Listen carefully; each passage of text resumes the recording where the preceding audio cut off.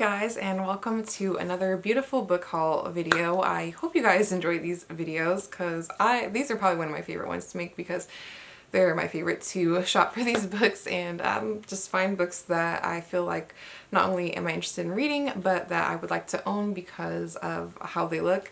And I try not to judge a book by its cover, but it's really hard not to because if a book has a really nice cover, then it makes me think that I'm going to like the book. But I mean, obviously I read the description. I don't just like blindly buy books just based off of the cover.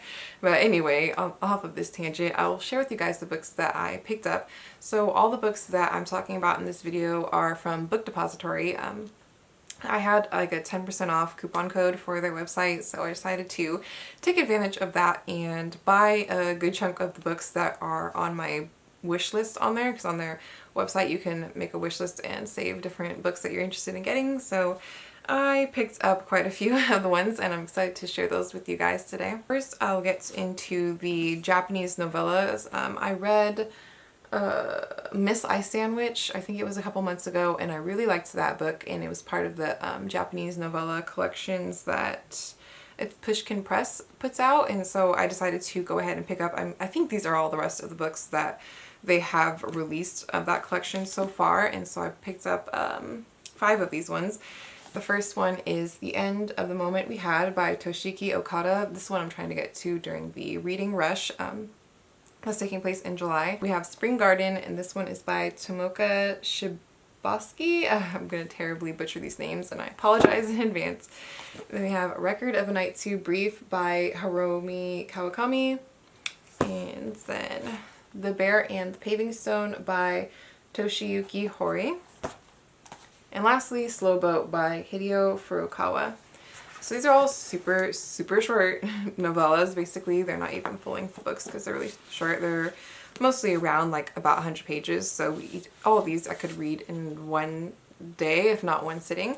And I have high hopes for these. I've really been wanting to read more books by different authors of color, and I believe all of these ones, like I said before, are by Japanese authors. So that's one area that participating in the Asian readathon made me want to read more Japanese writing because I found that I do really like it. So hopefully these ones will become some of my favorite books as well. I have a short story collection, and this one is called Heads of the Colored People by Nafissa Thompson Spires.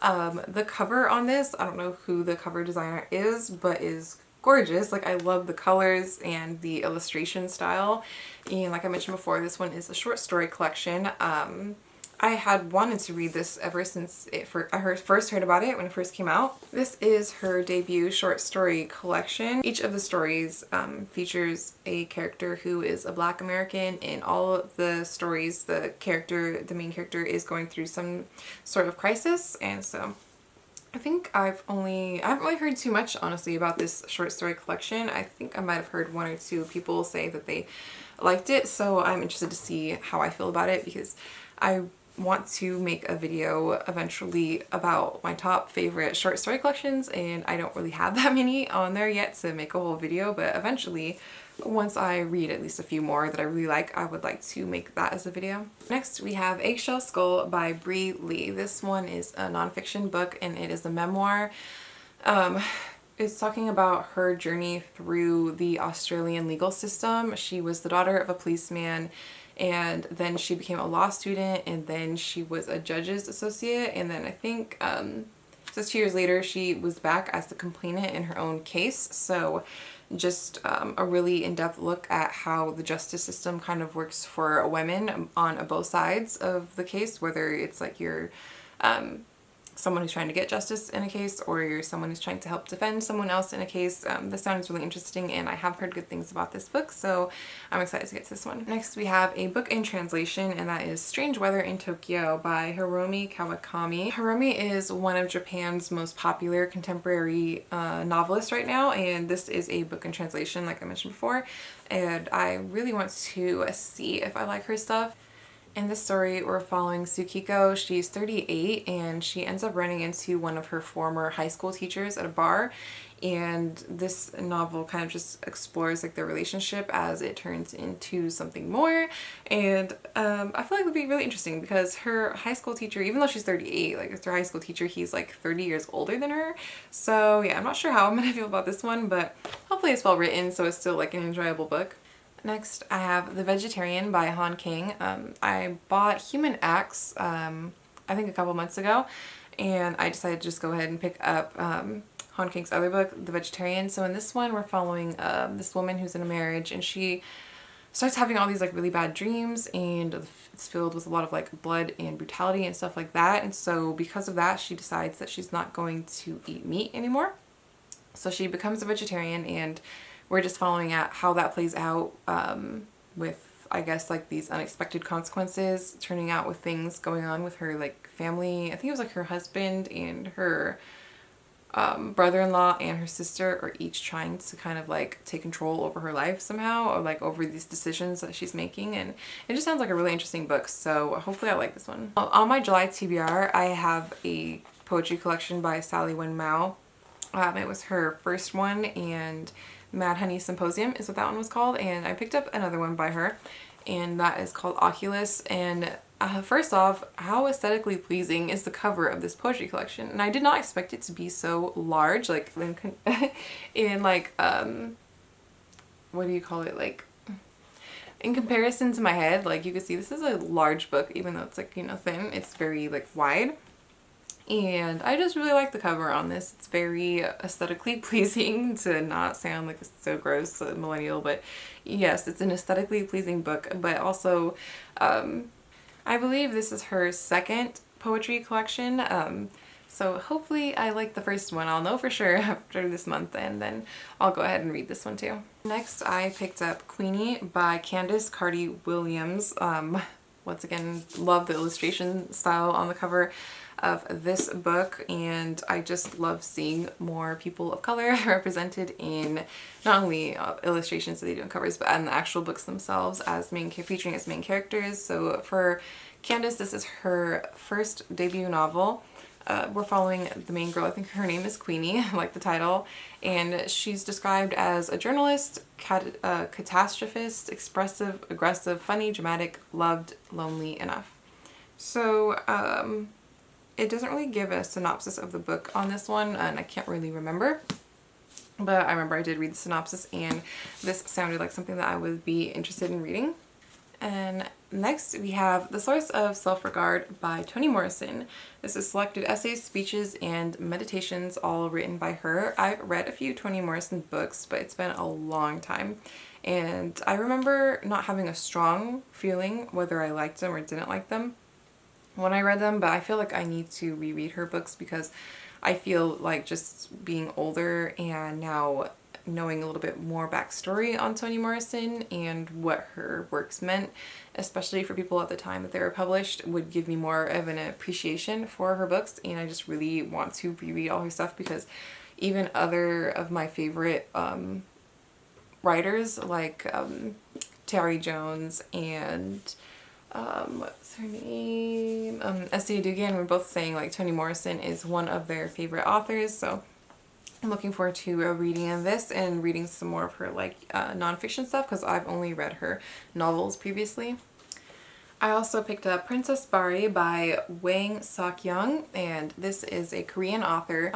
He is supposed to be one of the most renowned authors in Korea. I believe he served like 7 years in prison when he was caught by North Korea, I believe. He only ended up, I think, serving about 5 of those years, which is still like way too much and crazy. I don't know for sure, but I'm pretty sure this is a book in translation. I couldn't find any information on it in the actual book, but I'm pretty sure it would be originally written in Korean.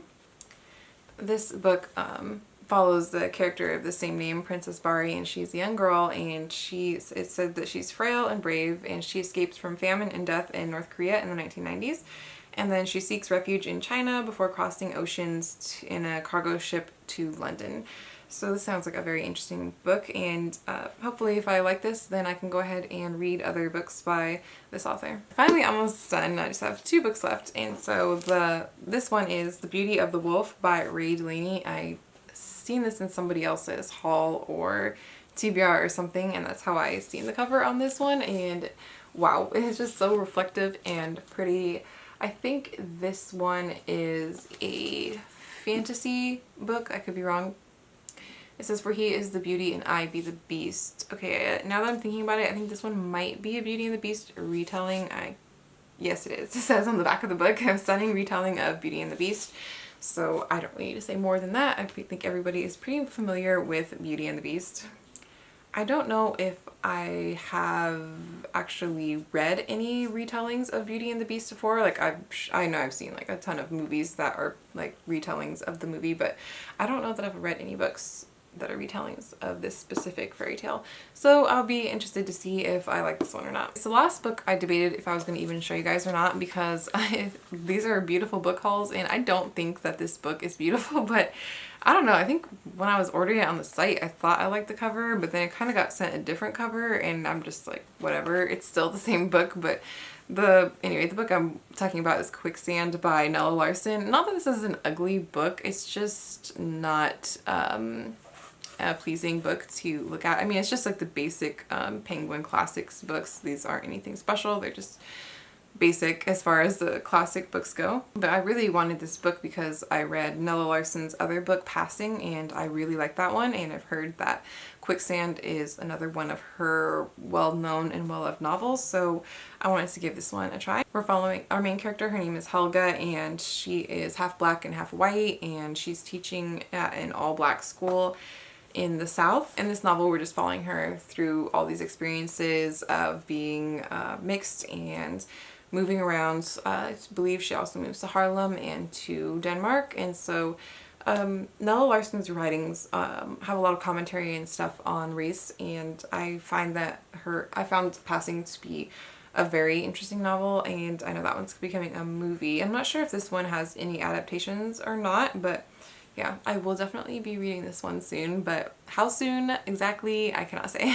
So thanks for sticking around with me for this beautiful book haul. If you guys have any books that you think I would be interested in buying because you kind of have an idea of stuff that I go for, let me know. I have one other book haul, like I mentioned before, that I'm really excited to share. I'm not sure if it's going to go up before or after this one, but after that, I really have to cool it on buying books because I am spending way too much money on books, and I just have no space, and I have a lot of books I need to read. I need to read these and all the thousands of other books that I have and all the ones I have on NetGalley.